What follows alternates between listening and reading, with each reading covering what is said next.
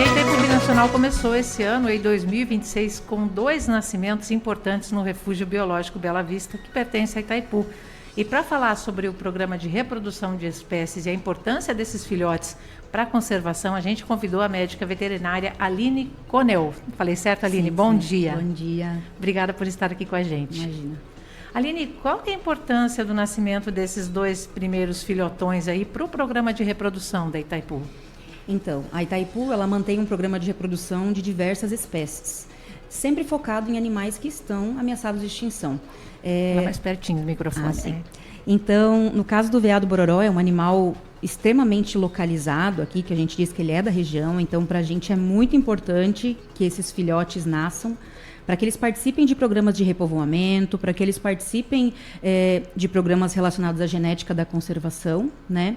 E essa anta que nasceu, para a gente também foi uma alegria, porque é um animal que está ameaçado em determinadas áreas do país. Aqui no Paraná, ela está criticamente ameaçada. Então, por a gente justamente fazer a participação com diversas instituições que fazem soltura de animais e que tem essa característica conservacionista, para a gente toda vez que nasce um animal é uma alegria para a gente. E vocês têm algum cuidado diferenciado? Porque as mães dessa vez eram de primeira viagem, né? Exatamente. Muda então, muito o trabalho de vocês? O nosso trabalho, especificamente, ele não muda tanto, mas a gente acaba conhecendo mais essas mães. Então, por exemplo, a mãe do jamelão, que é a mandioca, ela foi mãe bem essa jovem. É anta, né? Essa é anta, é verdade, essa é a anta. A mandioca, ela é uma mãe bem jovem. Então, quando essas mães ainda não tiveram filhotes, a gente não tem certeza de como elas irão se comportar. Porque tem uma coisa que a gente chama de habilidade materna, que é a forma com que a anta ou qualquer animal vai se comportar quando o filhote nascer. Se ela vai dar de mamar, se ela vai ter leite, se ela vai cuidar do filhote ou não. E a mandioca tem sido uma mãe, assim, incrível. E a Bambina, que é a mãe do Bambi, do veado bororó, ela também tem sido uma ótima mãe. O filhote é um filhote muito tranquilo. E aí, como a gente tem algumas mães um pouco mais antigas, mais experientes, a gente já sabe que aquela mãe ela vai ter um cuidado maior, que a gente tem que ter um cuidado maior ao se aproximar dos filhotes, porque ela vai ser muito protetora. Ou tem aquelas mães que elas criam um filhote, dão de mamar, mas elas não se importam muito com o manejo diário. Então, é uma questão bem individual. Assim como no caso dos seres humanos. Exato, exato. E quando vocês percebem que algum desses animais, que uma delas está prenha, vocês fazem algum manejo diferente? Como é que é o trabalho? Sim, dependendo da espécie, na verdade, na maior parte delas, a gente não pode deixar esse animal no meio dos outros animais ou mesmo junto com o pai. Né? Então, algumas espécies, como as onças e as antas, ela tem uma característica de que anteriormente ao parto, a gente identifica que o animal está prenhe, né? E aí, algumas semanas ou até meses antes, a gente faz a separação do grupo para que essa mãe fique ali sob os nossos cuidados intensivos. No caso das antas, quando a gente vê que o úbere está enchendo, então está formando leite, está saindo colostro, a gente sabe que nos próximos dias vai nascer o filhote. E aí eles ficam separados do grupo por algum tempo. E os filhotes ficam separados das mães também, em algum caso, ou não? Não. Das mães, eles nunca ficam separados. Eles só ficam separados do pai e dos outros membros do grupo. Então, por exemplo, agora o jamelão que nasceu, a gente separou a mãe dele uma semana antes, porque a gente viu que ela já estava para ganhar o bebê. Nós fizemos essa separação e agora ela e ele ficam juntos 24 horas por dia. Ela tem a possibilidade de se afastar, mas se ele quiser, ele vai junto com ela na baia, que a gente chama, que é o local onde ela pariu. Quanto tempo que dura esse período crítico do bebê depois de nascido? Depende da espécie. Então, por exemplo, as antas, que nós temos uma expertise maior na reprodução, ela vai durar aí esse cuidado mais intensivo nos 2 primeiros meses. Aí, quando a gente fala de algumas outras espécies, por exemplo, o gato maracajá, que a gente também teve um nascimento, a gente percebe que eles são muito mais sensíveis a momentos de estresse. Então, a gente evita pegar esse animal, mexer nele, pelo menos aí nos 2 primeiros meses, 3 primeiros meses de vida. E o que eu digo em não cuidar, né? Não é não cuidar, é não se aproximar. As antas e os veados, a gente, no 2º dia de vida, pesa os animais, cura o umbiguinho, né? Porque o umbigo fica aberto que nem dos seres humanos, né? A gente cura o umbigo, todo dia a gente vai tendo esse cuidado ali bem próximo. No caso dos gatos, a gente só acompanha por inspeção. Então, a gente olha o animal, mas a gente não mexe nele propriamente com as mãos. Ah, tá. Não pode ter contato nenhum, então. O ideal é que não. O ideal é que não, porque a característica desse animal que pariu agora, ela é mais estressada. Então, a gente evita estressar a mãe para que ela tenha um leite desça tranquilo, que ela cuide bem do filhote e não se sinta ameaçada. Então, por isso nem adianta querer conhecer esses bichos agora, né? Tem que dar um tempinho ou já está liberado? Então, agora o filhote já está aparecendo. Já o está gato aparecendo? maracajá, ele já está aparecendo, já está se mostrando para o público e a gente deixa isso bem aberto, sabe? Então, assim, quando o filhote quer sair da casinha, ele sai. Quando ele quiser aparecer para o público, ele aparece. Se ele quiser ficar lá os 4, 5 primeiros meses na casinha, escondido, ele tem essa possibilidade. No caso das antas, com 1 mês, a gente já libera esses animais para começar a dar pequenas entradas no recinto. Então, a população já consegue ver, no caso das antas que nasceram, que agora a gente teve a sorte de ter uma escadinha de filhotes. A gente tem um filhote que nasceu recentemente, a gente tem a IP com 1 mês e temos o rabanete com 2 meses. Então... Logo eu acho sensacional esses nomes que vocês dão. Adorei o do Bambi. Essa é a minha pergunta. Como é que é feita a escolha dos nomes? Porque muitas vezes ali eu vejo que são nomes bem humorados. Então, até uma coisa interessante de se falar, antigamente tinha essa visão de não nomear os animais, né, quando eles permanecem sob os nossos cuidados. Mas muitos desses animais, eles não têm chance de voltar para a natureza. Até esse é um dos motivos pelos quais eles estão no zoológico, né? Então, eu percebi que com o tempo a gente para de remeter a um número somente. Então, quando eu entrei lá no zoológico, eram assim, o animal número tal. E cria uma proximidade muito maior quando eu tenho, por exemplo, uma anta com um nome, né? Então, o rabanete. Quando o cuidador do animal, ele fala, o rabanete está com determinada característica, eu consigo relacionar muito melhor. Isso cria uma proximidade muito grande da gente e também dos cuidadores. Então, a gente acabou estipulando assim, né? As antas a gente colocou tubérculos. Só que chega um momento que já não tem mais nome. Que acabam os tubérculos. Aí a gente foi para árvores nativas, sabe? As arpias, por exemplo, a gente começou a dar nomes muito fortes de... desastres não é a palavra, mas assim, desastres naturais, Catrina. Digamos. Catrina, trovão, trovoada. Então, a gente vai indo por essa característica.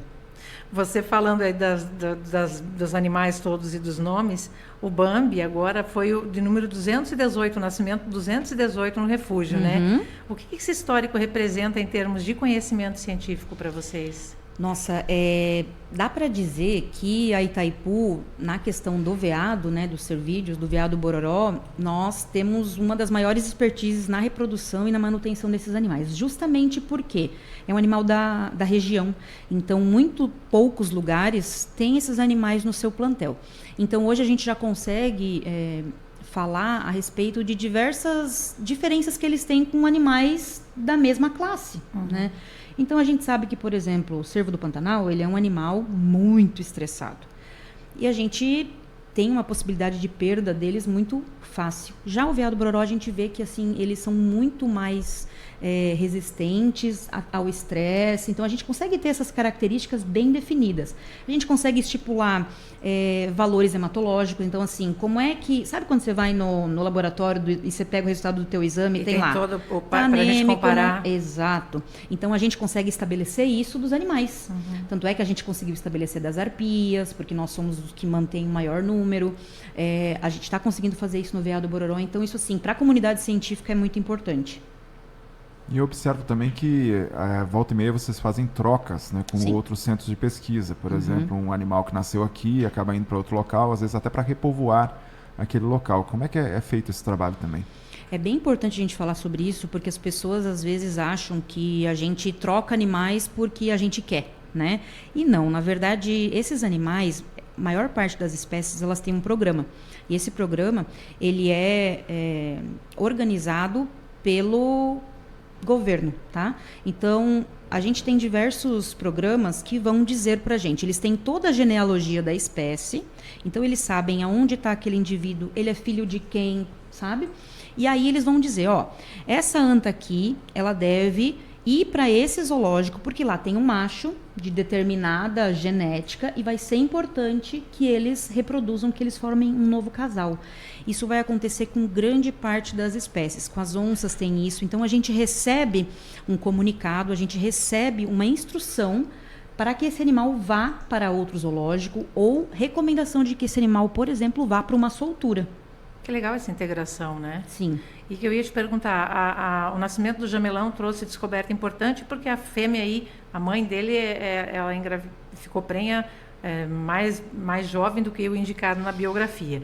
E a chegada do jamelão também marcou a aposentadoria do Pepeu. Como é que vocês sabem que o bicho chega na fase de deu para ele? Em relação ao jamelão, na literatura cita-se que as fêmeas de anta, elas vão ali ficar prenhas, elas vão se tornar reprodutivamente ativas a partir dos 3 anos. Partindo do princípio que elas ficam prenhas por 13 meses, então aí só com 4 anos que ela iria ter o primeiro filhote. Só que a mandioca, ela está com 2 anos e 10 meses. Então, a gente consegue inferir... ela. Exato. Então, a gente consegue inferir que não é bem assim que funciona. Então, isso a gente já consegue passar essa informação para pesquisadores, tanto de vida livre, e é isso que é importante. Os zoológicos e os centros de pesquisa, eles vêm para gerar informação para animais que estão soltos. Então, isso é muito importante pensando na conservação dessas espécies. A tua outra pergunta foi? A idade útil do macho. A idade útil do macho. O Pepeu, como a gente tem o controle de quem é a mãe e quem é o pai dos filhotes, a gente precisa verificar se esse animal está bem representado na população. Então, não adianta eu colocar um Pepeu com outras mães, porque a gente vai ter muitos filhos do Pepeu. Então, sabe, é interessante que a gente tenha diferentes genéticas. Então, a gente sabe, agora a gente tem, então, no futuro, o jamelão, ele pode se tornar um reprodutor também. Então, a gente consegue fazer esses pareamentos baseado na genética. Não é assim, eu quero que o Pepeu tenha um filhote. Não. Então, por exemplo, o que eu posso dar de exemplo até, se vocês me permitirem, a gente tem o Caixa, que é uma arpia, que foi solta agora no recinto, recentemente. Ele está na visitação do zoológico. E o Caixa é o fundador do nosso programa de reprodução de arpias. O Caixa já teve 28 filhotes. Nossa. Então, vocês entendem que é um número expressivo de filhotes? Se a gente continuar reproduzindo o Caixa, a gente vai ter só filhotes do Caixa, tanto no nosso plantel quanto pelo Brasil e até pelo mundo. Então, não tem mais necessidade. Daí a gente fala que eles entraram nesse período de aposentadoria, porque no momento não tem necessidade da gente reproduzir esses animais. Aline, você está falando zoológico, e até quero corrigir um erro, então, meu. Ontem eu falei, nós estávamos falando desses nascimentos, eu citei que o objetivo do refúgio não era atuar como um zoológico, porque a gente tem uma visão do zoológico que para mim não tem nada a ver com o refúgio, mas ele é um zoológico também, né? Sim, o zoológico Roberto Ribas Lang, ele está inserido dentro do refúgio biológico. O refúgio biológico, ele é gigantesco, né? Ele tem uma área aí de mais de 1.900 hectares, e lá a gente tem diversas ações de educação ambiental, tanto da fauna quanto da flora. No caso do zoológico, todo local que tem visitação turística, ele tem que ser chamado de zoológico, né? Só que nós somos um zoológico bem diferenciado, porque nosso zoológico, ele tem visitação monitorada, né? Então, assim, não é simplesmente você vai lá no zoológico, não a hora é que uma você vitrine, quer. né? Assim, exatamente. É outra pegada. Então, a gente vai com a intenção de aprender. Então, o guia, ele vai passando, vai falando sobre a flora, mas ele vai falando sobre cada animal, cada espécie, e eles também têm essas características de saber quais animais estão em qual lugar. Então, quando eles chegam lá no recinto das antas, eles vão falar, aqui é o jamelão, aqui é a IP, aqui é o rabanete, ele tem essa idade. Então, assim, para os turistas, isso é muito interessante. E até destacar que muitas vezes a imagem que a gente faz, né, Cris, de um zoológico, né, que até ficou cristalizada na mente de muita gente aí, é aquele zoológico de desenho animado, que o pessoal vai lá, né, ver o bicho confinado num espaço pequeno e dar pipoca e coisa, Sim. E não é por aí. Os zoológicos que existiam nessa linha, hoje em dia, já estão praticamente desativados mundo afora, né? A gente via que antes tinha aquela ideia, né, de colocar dentro de uma prisão, de várias barras, né, e não de forma nenhuma. Hoje em dia, nós temos uma legislação, nós somos regidos por um programa. Existe a Associação de Zoológicos e Aquários, que vai, então, dar um guia para os zoológicos do mundo inteiro como a gente deve tratar esses animais, né? Então, assim, qual é o mínimo de espaço que esses animais têm que ter?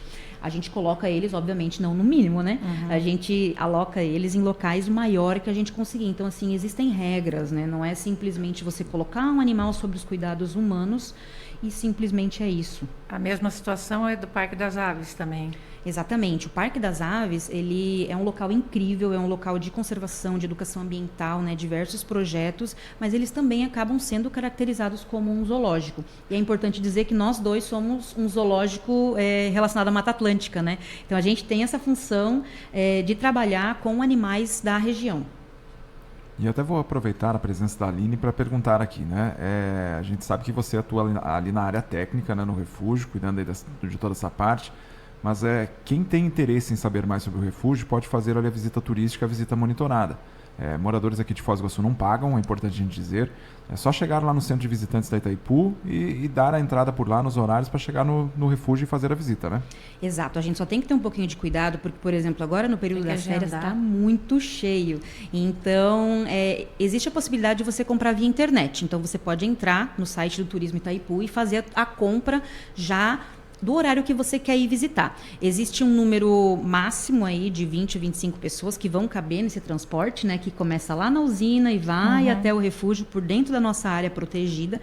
E aí a pessoa vai fazer a visita turística do refúgio biológico, mas só tem que tomar cuidado por causa que às vezes está cheio já o horário. O morador daqui local agendar. Reservar, né? Fazer a reserva. É o mais recomendado.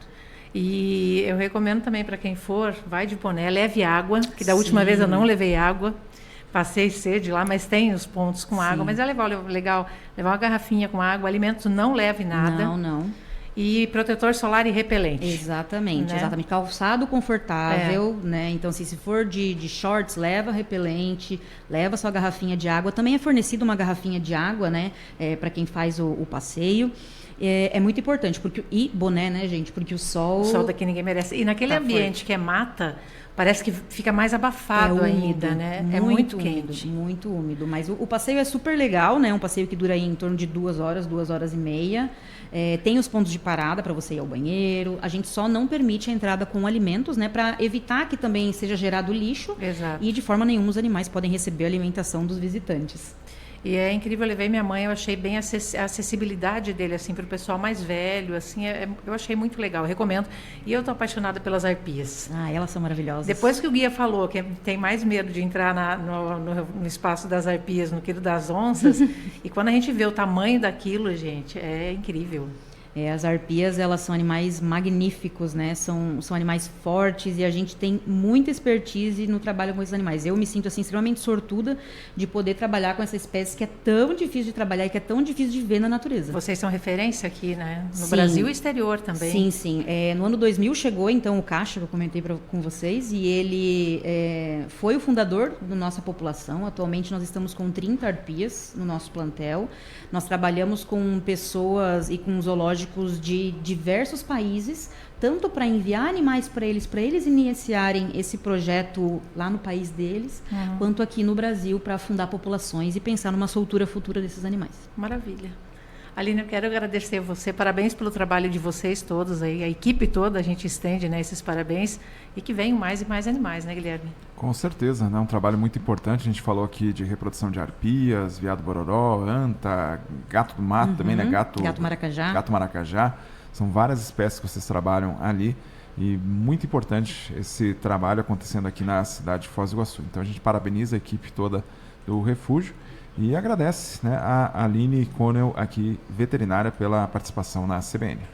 Muito obrigada. Esperamos vocês lá no refúgio. Com certeza.